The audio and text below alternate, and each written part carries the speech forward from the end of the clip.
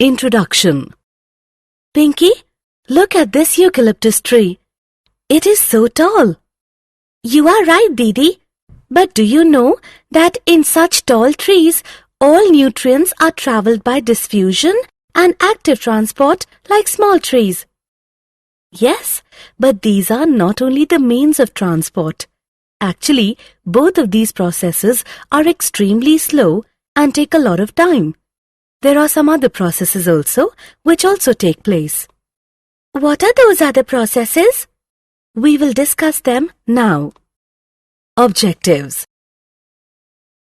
At the end of this lesson, you will be able to define mass flow or bulk flow system, explain the apoplast and symplast pathways, describe the root pressure theory, describe the transpiration pull theory, explain the transpiration process, long-distance transport of water. Friends, as we all know that over small distances, substances move by diffusion and by cytoplasmic streaming, supplemented by active transport. Long-distance transport of substances within a plant cannot be by diffusion alone. Diffusion is a slow process. It can account for only short-distance movement of molecules. For example, the movement of a molecule across a typical plant cell takes approximately 2.5 seconds. Some trees are up to 50 feet tall. So think how many years it would take for the movement of molecules over a distance of 25 to 30 feet within a plant by diffusion alone. Sometimes the sites of production or absorption and sites of storage are too far from each other. Diffusion or active transport would not suffice. Mass or bulk flow system. In long trees, special long-distance transport systems become necessary so as to move substances across long distances and at a much faster rate. Water, minerals, and food are generally moved by a mass or bulk flow system. Mass flow is the movement of substances in bulk or en masse from one point to another as a result of pressure differences between the 2 points. It is a characteristic of mass flow that substances, whether in solution or in suspension, are swept along at the same pace as in a flowing river. This is unlike diffusion, where different substances move independently depending on their concentration gradients. Bulk flow can be achieved either through a positive hydrostatic pressure gradient, example a garden hose, or a negative hydrostatic pressure gradient, example suction through a straw. The bulk movement of substances through the conducting or vascular tissues of plants is called translocation. The higher plants have highly specialized vascular tissues, xylem and phloem. Xylem is associated with translocation of mainly water, mineral salts, some organic nitrogen and hormones from roots to the aerial parts of the plants. The phloem translocates a variety of organic and inorganic solutes, mainly from the leaves to other parts of the plants. How do plants absorb water? Now let us understand how plants absorb water. The roots absorb most of the water that goes into plants. That is why we give water to the soil and not on the leaves. The responsibility of absorption of water and minerals is more specifically the function of the root hairs that are present in millions at the tips of the roots. Root hairs are thin-walled, slender extensions of root epidermal cells that greatly increase the surface area for absorption. Water is absorbed along with mineral solutes by the root hairs purely by diffusion. Once water is absorbed by the root hairs, it can move deeper into root layers by 2 distinct pathways: apoplast pathway and symplast pathway. We will know them in detail in the next few screens. Apoplast pathway. The apoplast is the system of adjacent cell walls that is continuous throughout the plant, except at the Casparian strips of the endodermis in the roots. The apoplastic movement of water occurs exclusively through the intercellular spaces and the walls of the cells. Movement through the apoplast does not involve crossing the cell membrane. This movement is dependent on the gradient. The apoplast does not provide any barrier to water movement, and water movement is through mass flow. As water evaporates into the intercellular spaces or the atmosphere, tension develops in the continuous stream of water in the apoplast. Hence, mass flow of water occurs due to the adhesive and cohesive properties of water. Symplast pathway. The other pathway is symplast pathway. The symplastic system is the system of interconnected protoplasts. Neighboring cells are connected through cytoplasmic strands that extend through plasmodesmata. During symplastic movement, the water travels through the cells, their cytoplasm. Intercellular movement is through the plasmodesmata. Water has to enter the cells through the cell membrane, hence the movement is relatively slower. Movement is again down a potential gradient. Symplastic movement may be aided by cytoplasmic streaming. Cytoplasmic streaming is observed in cells of the hydrilla leaf. The movement of chloroplast due to streaming is easily visible. Apoplast and symplast pathways. Most of the water flow in the roots occurs via the apoplast, since the cortical cells are closely packed and hence offer no resistance to water movement. However, the inner boundary of the cortex, the endodermis, is impervious to water because of a band of suberized matrix called the Casparian strip. Water molecules are unable to penetrate the layer, so they are directed to wall regions that are not suberized into the cells proper through the membranes. The water then moves through the symplast and again crosses a membrane to reach the cells of the xylem.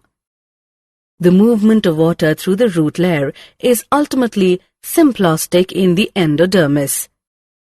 This is the only way water and other solutes can enter the vascular cylinder.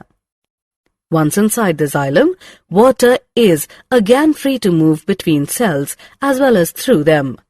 In young roots, water enters directly into the xylem vessel and/or tracheids. These are non-living conduits and so are parts of the apoplast. Do you know that some plants have additional structures associated with them that help in water and mineral absorption? A mycorrhiza is a symbiotic association of a fungus with a root system. The fungal filaments form a network around the young root, or they penetrate the root cells. The hyphae have a very large surface area that absorb mineral ions and water from the soil, from a much larger volume of soil that perhaps a root cannot do. The fungus provides minerals and waters to the roots. In turn, the roots provide sugars and nitrogen-containing compounds to the mycorrhizae. Some plants have an obligate association with the mycorrhizae. For example, pinus seeds cannot germinate and establish without the presence of mycorrhizae. Assessment. Let us take a break and see how much you have learnt. Drag and drop the correct option into its respective box. Root pressure theory. Till now we have learnt that how plants absorb water from the soil and move it into the vascular tissues. Now we will learn how this water is transported to various parts of the plant. Various ions from the soil are actively transported into the vascular tissues of the roots. Water follows its potential gradient and increases the pressure inside the xylem. This positive pressure is called root pressure and can be responsible for pushing up water to small heights in the stem. Effects of root pressure is observable at night and early morning when evaporation is low, and excess water collects in the form of droplets around special openings of veins near the tip of grass blades and leaves of many herbaceous parts. Such water loss in its liquid phase is known as guttation. The greatest contribution of root pressure may be to re-establish the continuous chains of water molecules in the xylem, which often break under the enormous tensions created by transpiration. Root pressure does not account for the majority of water transport. Most plants meet their need by transpiratory pull. Transpiration pull theory. In transpiration pull theory, most researchers agree that water is mainly pulled through the plant and that the driving force for this process is transpiration from the leaves. This is also referred to as the cohesion-tension transpiration pull model of water transport. Water is transient in plants. Less than 1% of the water reaching the leaves is used in photosynthesis and plant growth. Most of it is lost through the stomata in the leaves. The water loss is known as transpiration. Transpiration. So far we have learnt about water flow pathways and related theories. We now move on to the next topic of this module, transpiration. Transpiration is the evaporative loss of water by plants. It occurs mainly through the stomata in the leaves. Besides the loss of water vapor in transpiration, exchange of oxygen and carbon dioxide in the leaf also occurs through pores called stomata. Normally, stomata open in the daytime and close during the night. The immediate cause of the opening or closing of the stomata is a change in the turgidity of the guard cells. The inner wall of each guard cell towards the pore or stomatal aperture is thick and elastic. When turgidity increases within the two guard cells flanking each stomatal aperture or pore, the thin outer walls bulge out and force the inner walls into a crescent shape. The opening of the stomata is also aided due to the orientation of the microfibrils in the cell walls of the guard cells. Cellulose microfibrils are oriented radially rather than longitudinally, making it easier for the stoma to open. When the guard cells lose turgor due to water loss or water stress, the elastic inner walls regain their original shape. The guard cells become flaccid and the stoma closes. Usually the lower surface of a dorsiventral or often dicotyledonous leaf has a greater number of stomata, while in an isobilateral or often monocotyledonous leaf, they are about equal on both surfaces. Transpiration is affected by several external factors like temperature, light, humidity, wind speed. Plant factors that affect transpiration include number and distribution of stomata, number of stomata open, water status of the plant, canopy structure, etc. Do you know that the transpiration-driven ascent of the xylem sap depends mainly on some physical properties of water? These are cohesion, adhesion, and surface tension. Cohesion is the mutual attraction between water molecules. Adhesion is the attraction of water molecules to polar surfaces, such as the surface of tertiary elements. And in surface tension, the water molecules are attracted to each other in the liquid phase more than to water in the gas phase. These properties give water high tensile strength, which is an ability to resist a pulling force, and high capillarity, which is an ability to rise in thin tubes. In plants, capillarity is aided by the small diameter of the tertiary elements, the tracheids and vessel elements. Let us take a look on the advantages of transpiration in plants. It creates transpiration pull for absorption and transport of plants. It supplies water for photosynthesis. It transports minerals from the soil to all parts of the plant. It cools leaf surface, sometimes 10 to 15 degrees, by evaporating cooling. It maintains the shape and structure of the plants by keeping cells turgid. Now it's time to have some fun. Look at this picture carefully and drag and drop the correct option into respective box. Summary. Let us summarize what we have learned. Long-distance transport of substances within a plant cannot be done by diffusion alone. Diffusion is a slow process. Mass flow is the movement of substances in bulk or en masse from one point to another as a result of pressure differences between the 2 points. The bulk movement of substances through the conducting or vascular tissues of plants is called translocation.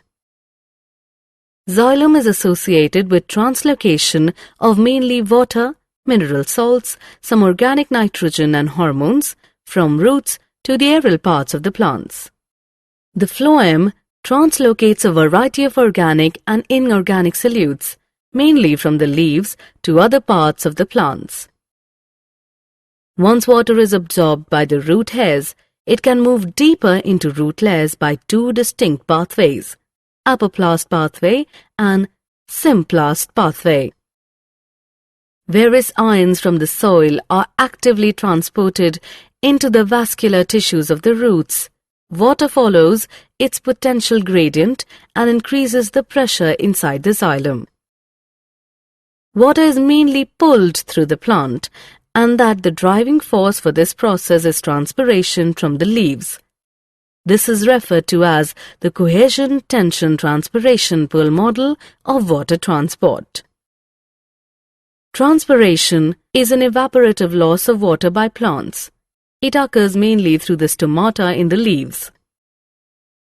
The transpiration-driven ascent of xylem sap depends mainly on the adhesion, cohesion, and surface tension properties of water.